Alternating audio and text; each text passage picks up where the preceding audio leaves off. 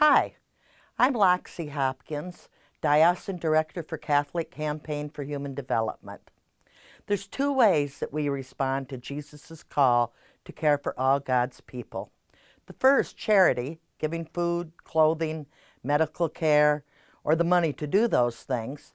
The other, justice, is to stand shoulder to shoulder with the poor and oppressed, working to make systemic change needed to address the root causes of being hungry without clothing or medical care and other issues.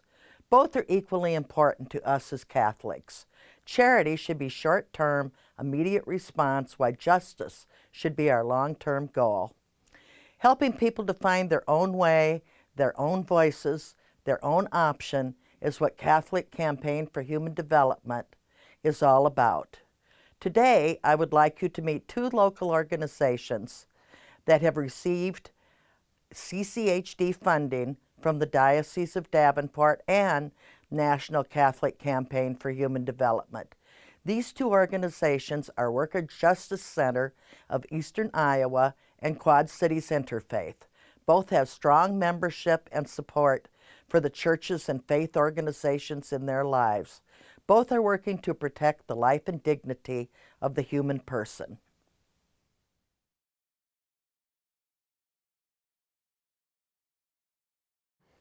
Hi, my name is Misty Rebik. I'm the Executive Director for the Center for Worker Justice. Misty, what do you think is CWJ's biggest victory so far? I would say that in less than a year, CWJ has elected its first board of directors, which the majority is low-wage income workers who all happen to be minorities. We have won thousands back in wage theft, in wages that were not properly paid to workers. We've helped organize a neighborhood association. We've built a really strong coalition with faith-based groups and organized labor. And then just a couple weeks ago, we actually moved into our first office and meeting space. And this has all happened in less than 1 year. So I really don't know what the biggest victory is, but I would say that the fact that all of this has happened mostly with volunteer work in just less than a year has been a huge victory for our community. And seeing people unite across race, religion, ethnicity, linguistic barriers, it's been an incredible victory for all of us. My name is Mazahir Salih. I'm a member of the Board of Directors of the Center for Worker Justice. Why did you first get involved with CWJ? I got involved with CWJ because I believe in the mission of this organization in helping our community. And I know that when we work together and unite, we will improve our community and neighborhood, our workplace for the community that grow well with diversity and equity. I'm Jesse Case. I'm a business representative with Teamsters Local 238. Why is CWJ important to your community? CWJ is important to our community and the labor community because there's a war on workers like there hasn't been in the last 100 years right now. And you know, under the National Labor Relations Act, most workers don't get a fair shake if they want to organize. But we don't have to organize under the National Labor Relations Act. You know, 100 years ago, workers didn't have laws to organize unions, and that didn't stop workers from organizing. And you know, our goal is to make sure that all workers work under conditions where they're paid for every hour they work and they're paid a living wage. Tell me about how you helped form CWJ.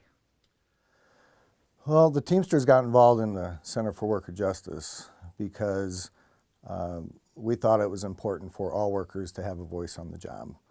And you know, we've been working under a system for decades where industries have redefined workers' rights and their ability to organize.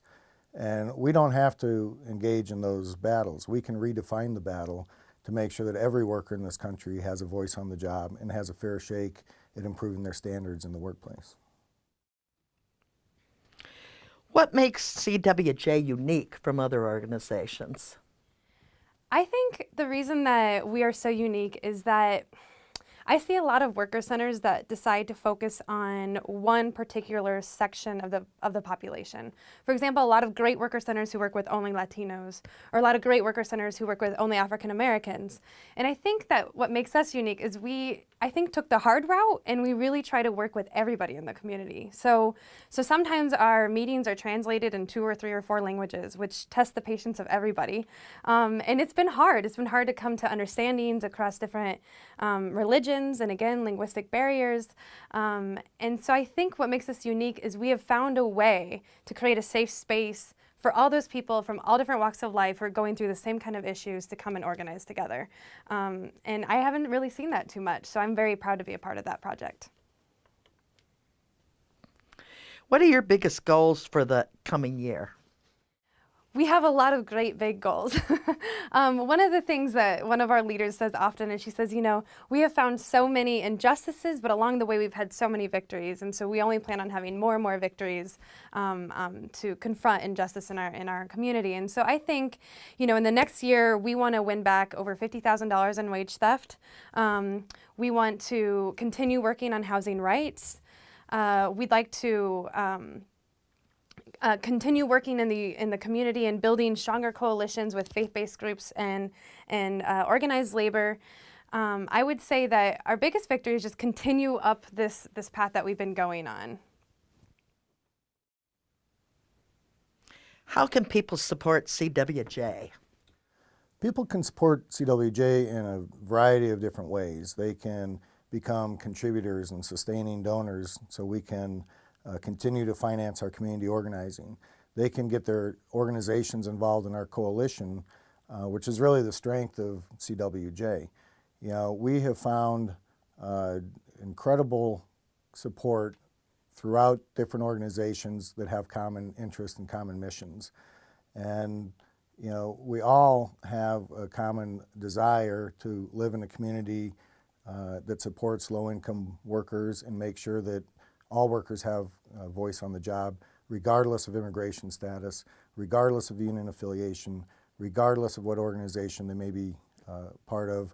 And when we put aside our differences and our egos and realize that we all have common objectives, that's really the strength of CWJ. And that's how you can get involved, just by bringing your organization into the coalition. Why does organized labor want to be involved in this? Well, it's important for organized labor to represent all workers in the community. And while collective bargaining and grievance and arbitration procedures will always be our core mission, we have to be more than that, and we have to do more than that. And because workers don't get a fair shake under the election process, not all workers have the ability to join a union. But we don't have to wait for them to have that right or that fair shake in order to organize workers. And we don't have to wait until the NLRA or the employer gives people permission to work in this process that's been stacked against workers. So it's important for us to raise standards for all workers, and the only way we can do that is to engage them outside of the workplace and redefine who we are as an organization. How has CWJ changed your life? Wow, when it comes to this point, I really have a lot of things to say, but I'm gonna just make it brief. You know, CWJ has really changed my life. Now, you know, it gives me the opportunity that to know my right and how to defend myself. And I start knowing even what's going on in the community, what's the issues that the community face, how we can help people in this community.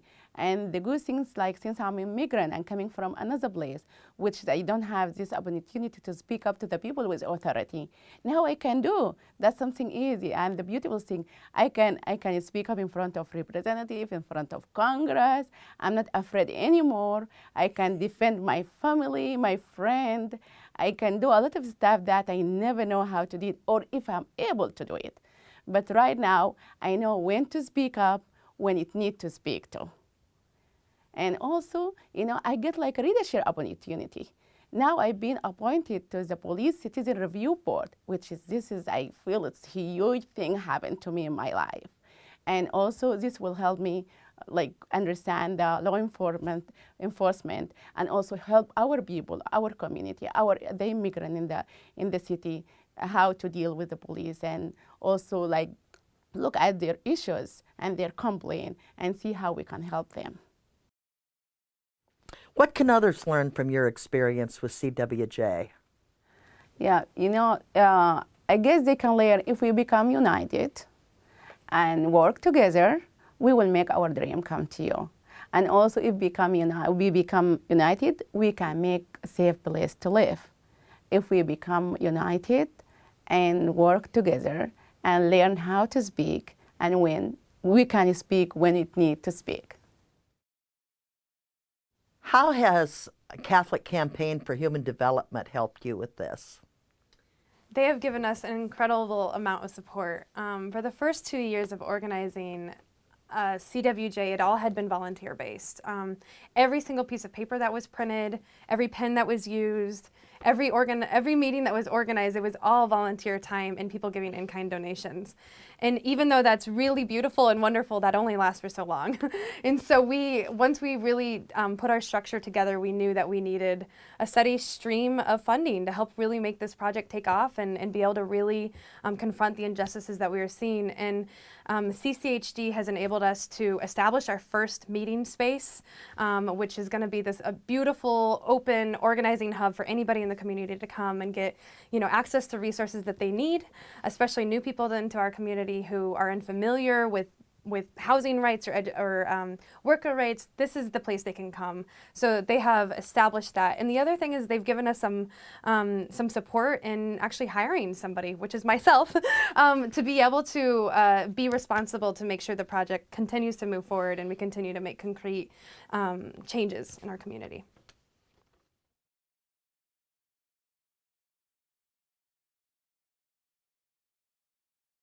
Leslie Kilgannon. I'm the Executive Director of Quad Cities Interfaith. I've been Director for 7 years. So Leslie, what kind of issues have you worked on throughout the years? Most recently, we worked on issues as varied as racial profiling. We've worked with a coalition in our community here in the Quad Cities to address concerns about persons of color and issues related to police contact. Also, we've been working on the jobs issue, specifically around workforce diversity, ensuring that the local passenger rail project, which is coming to the Quad Cities, creates opportunities for job training and jobs for minorities, women, and low-income persons. And this is really to ensure that all in our community benefit from such a project.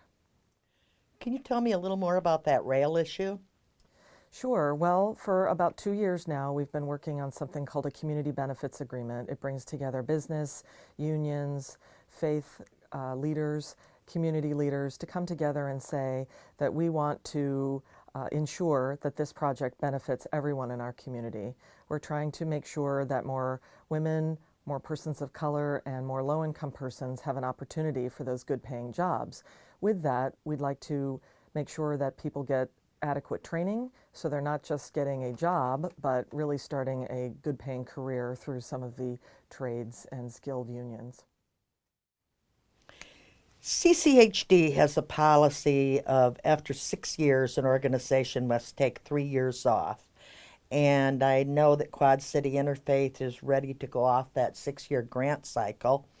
What are your plans to sustain the organization during this 3-year off period? Well, we're very grateful for the many years of support and understand that it's our time to cycle off. So we've really created what we call an individual donor campaign, IDC, where we are encouraging local community members, individuals, to donate on a sustained basis, on a monthly basis.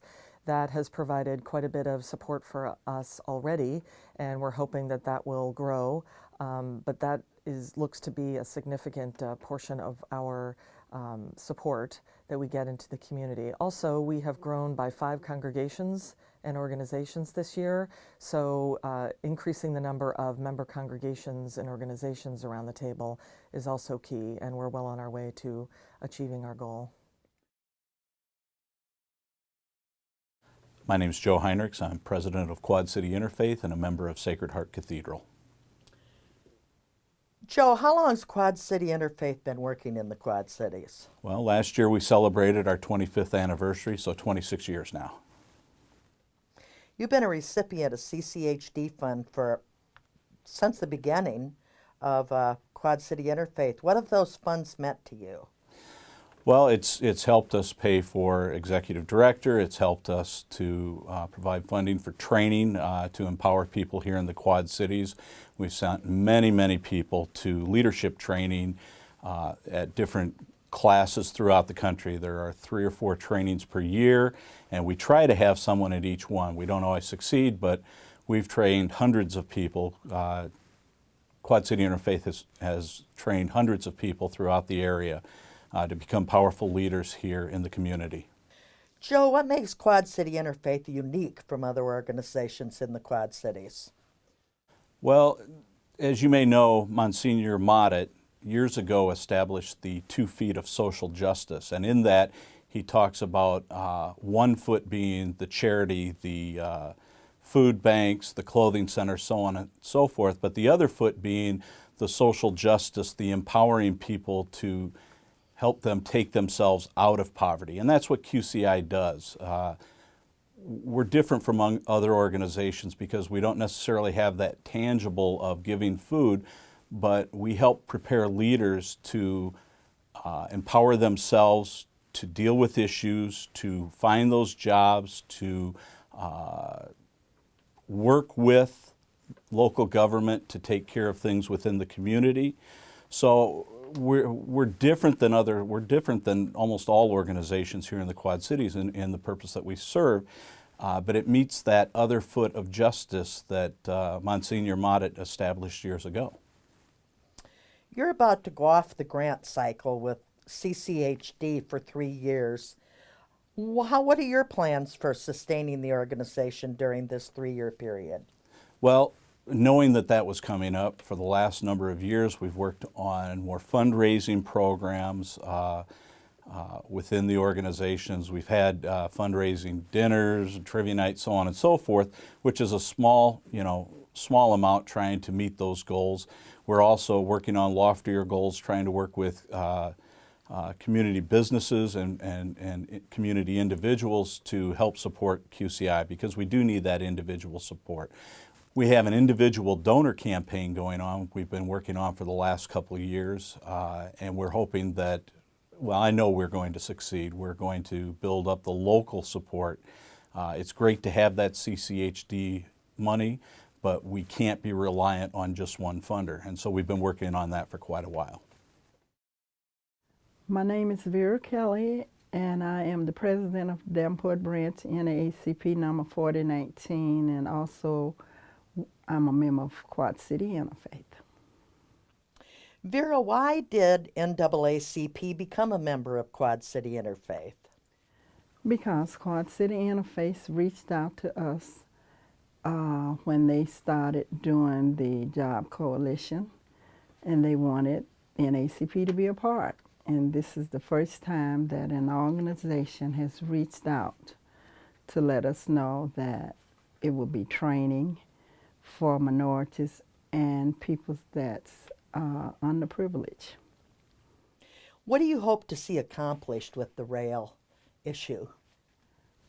I hope that everybody that is trained to do the job and they pass whatever they have to pass, be able to get the job. And I'm so happy that Quad City Interfaith reached out to the Davenport side, because it's coming to Moline and we need jobs in the Quad City area. We have had Ann Snyder here from Springfield, and she spoke over in Rock Island. And we go to Springfield to lobby and talk, and then also we've had people on our side too, like Mr. Hickman and Ray Washburn, people like that, that is interested in what the Quad City Interfaith is doing. Hello, my name is Yanci Bolden. I'm a member of Broadway Presbyterian Church, and Broadway is a member of Quad Cities Interfaith. Yanci, I know that you're part of the Jobs Task Force. Can you tell me a little bit about that program? Well, I've been on it now for about a year, and our effort is to try and get minorities, low-income individuals, and women involved in the labor community here in the Quad Cities.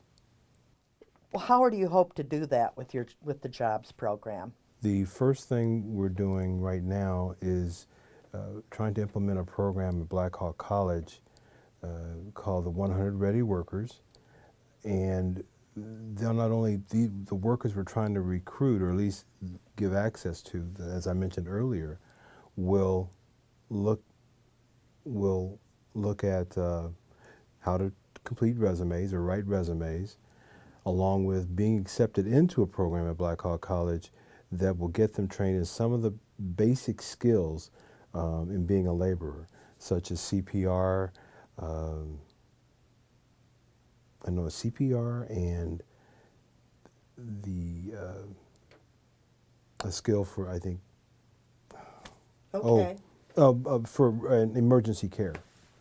So I know that's one of several programs, along with I think the basic skills for how to prep a job, the lowest skills required, pretty much across the board for any laborer. Do you see this as a vision for other things beyond the rail? Yes. When we get this program kicked off, we hope it will not only provide access for the rail job, but we've also got the I-74 bridge effort going on. So this program is multi-year, where the people are involved, I think, for about 12 to 16 weeks, get that basic training. So they graduate, they get hired into one of the construction trades, and we get the next group of folks in the pipeline, and we want it to be perpetuous, to not only just adjust the rail or I-74 bridge, but also other construction projects within the Quad Cities area. What can people in the diocese do to help support Quad City Interfaith and the work you're doing?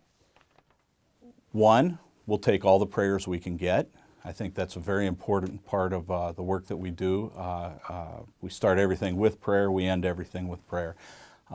Two, we're always willing to accept financial support, whether it be through the individual donor campaign, or what we really like to do is see more congregations and more churches throughout the community get involved. I think that the more people we have, the more congregations, the more churches that we have involved, the stronger we become as a group, how do I want to say that? The more faiths we have working together throughout the community, I think the stronger we will be to deal with issues that affect our day-to-day lives. And so by getting more involved, getting more congregations involved, I think would be a great support to the organization.